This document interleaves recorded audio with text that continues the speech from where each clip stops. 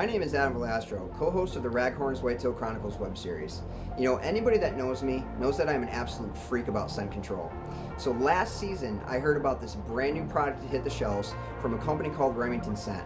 I immediately got on the phone, gave these guys a call, and they were generous enough to send me an entire RemShield system to try out for the 2015 season.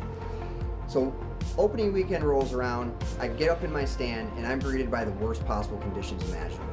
You know, the winds were swirling, and I figured what better time to really put this product to the test than right now. So I decided to stay in my stand. I sat it out, and about an hour before dark, I had a large group of does make their way right under my tree. I'm talking 10 yards max at the most, and these deer were right in that scent profile. I mean, that wind was just going every possible direction you can imagine, and those deer had no idea that I was there.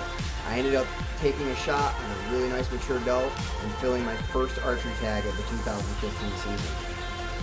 So fast forward to October 11th. You know, I've already filled my antlerless tag, I've got meat in the freezer, now it's time to focus on mature bucks.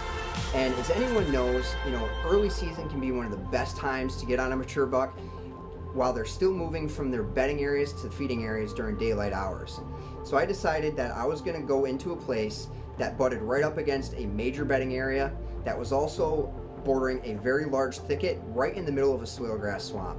There was an oak tree flat right up to my left, and I also had a producing apple tree down here on my right, and any deer that came into that area was going to be an easy 15-yard chip shot.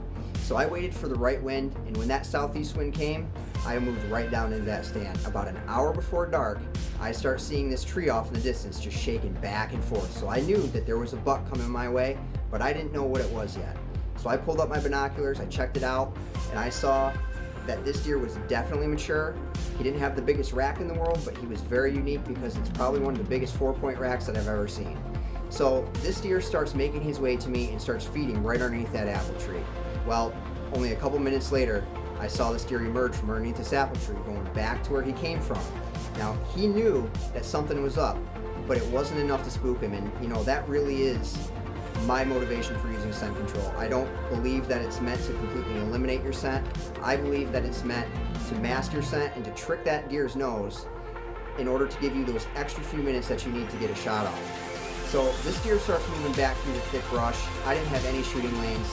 I actually had to squat down on the platform of my tree stand and find a very small hole about the size of a bowling ball that went right to that deer's vitals. So I got down, I drew back my bow, I focused on my release, and I sent my arrow on its way. And I watched that arrow disappear behind that deer's shoulder, or so I thought, and I just went crazy. I mean, it is so exciting to finally kill a mature buck after waiting years, and I just couldn't wait to get down and check out that blood trail. I went back to the house, got my dad, got a few flashlights, and we headed right back to that spot about 45 minutes later, and I finally saw this deer laying up in the distance, and I was just absolutely amazed that I had the opportunity to take that deer when that wind switched directions. And I'm going to be completely honest with you guys, I've never been so excited about a scent control product before in my life.